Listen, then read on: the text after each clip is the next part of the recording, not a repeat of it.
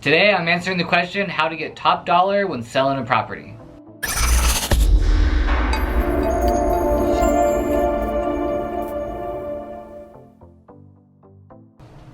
Hey, welcome back to my channel. I'm Thomas Jackson. I'm a broker associate in KW Redlands in the beautiful town of Redlands, or city of Redlands, in the Inland Empire. And so if this is your first time here, please consider subscribing to learn all about Redlands and things real estate. Selling a home can be stressful, so there are several things that a homeowner can do or should do to make their home stand out.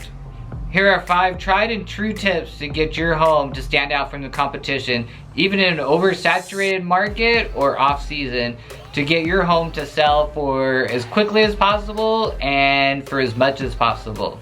So these aren't going to be easy things, but these are what's going to be need to get done to make this happen.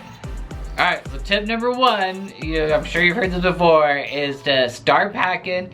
You want to declutter your home, so basically get anything and everything extra out of it. So you're going to be packing to move anyways. So what you want to do is just start room by room and just remove any personal items, any pictures on the walls, including the refrigerator and things like that. And so what you'll do is just go room by room, and it's usually a good idea for any closet space to take out half of the stuff that's in the closets, at least. And so I know a lot of times you haven't used any of that stuff for many years possibly, but just start boxing it out. What happens is buyers are gonna peek into your closets and storage areas to see how much space is in each area. And with the minimizing what's in there, it'll look like it's a lot bigger. And same with living rooms and dining rooms and things like that. Kind of like less is more, so we want to make sure the room looks as big as possible and that it's not too full with furniture. And so the same thing with like garages, attic spaces, and basements. Most of those should be almost completely empty if possible. I know sometimes what we do is that the garage is the catch-all room, to get everything. So that could work if need be, if to get everything out of the house, stacked in boxes, ready for moving, put it in the garage. And so what a lot of people try to do is move things off-site to a storage facility, because you're gonna be moving anyways, so you might as well get it going. So one idea that I've had quite a few people do that seems to work out pretty well is that they order what's called those pods. They put them in the front yard, they load them up, and then the storage company takes them off and stores them.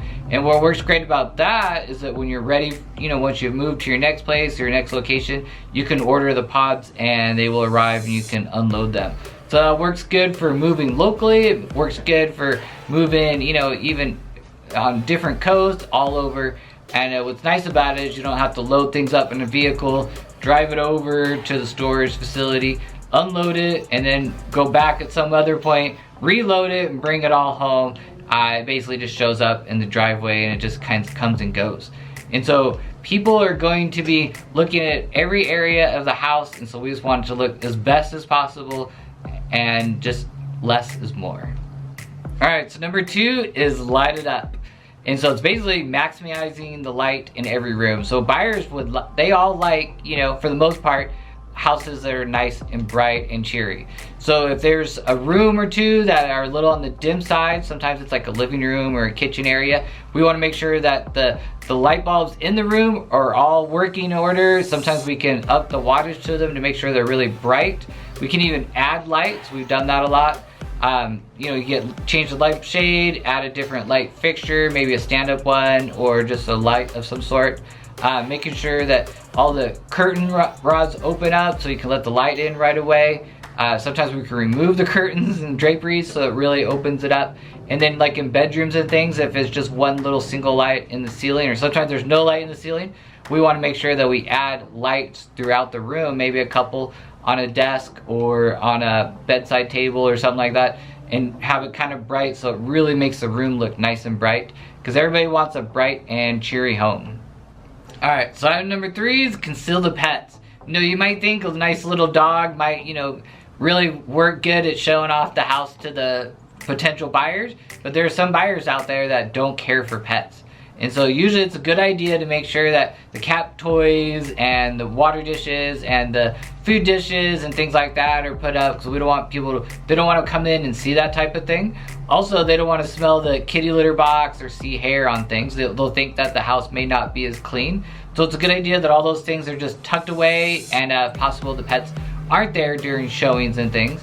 And then if we're gonna do an open house, it's really a good idea to have the pets go to daycare for the day if possible, or just leave for a little bit.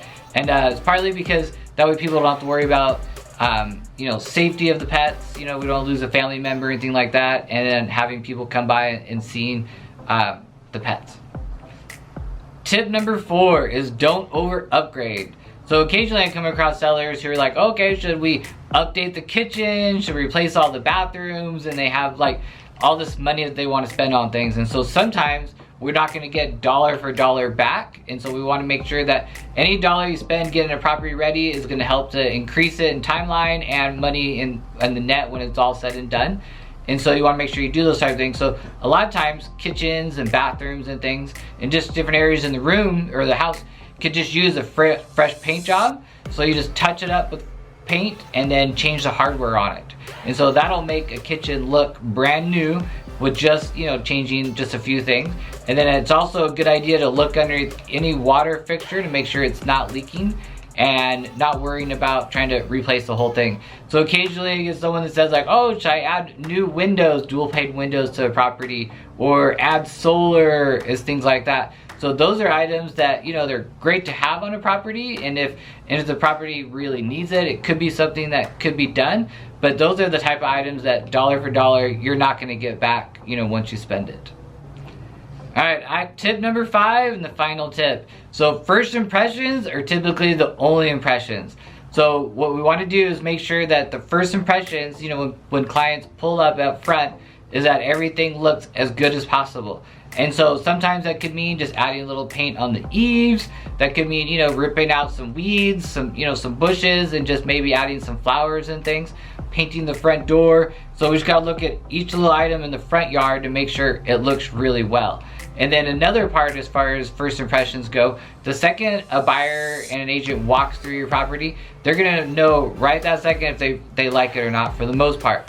So it can make a huge difference just having a cleaning crew, a professional one, come through, clean everything, wipe everything down throughout the whole house, and it makes a world of difference. And so we do that on houses that are lived in with people, we do that on vacant houses, you do that on like fixer-upper houses. You know, you just want to get all of that grease and, you know, handprints and all kinds of things off the house. And so by having it professionally cleaned, including possibly the carpets, it'll just look a lot better and give a much better first impression.